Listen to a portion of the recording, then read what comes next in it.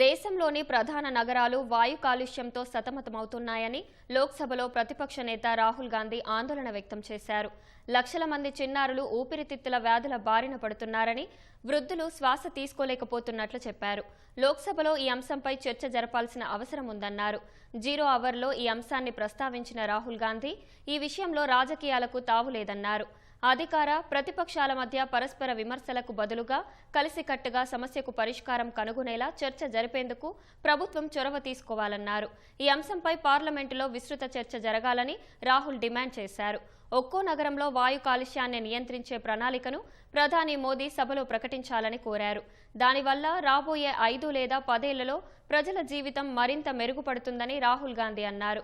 అందుకు సానుకూలంగా స్పందించిన పార్లమెంటు వ్యవహారాల శాఖ మంత్రి కిరణ్ రిజిజు వాయు కాలుష్యంపై చర్చ జరిపేందుకు ప్రభుత్వం సిద్ధంగా ఉందన్నారు. అందుకు బీఏసీ సమయం కేటాయిస్తుందన్నారు.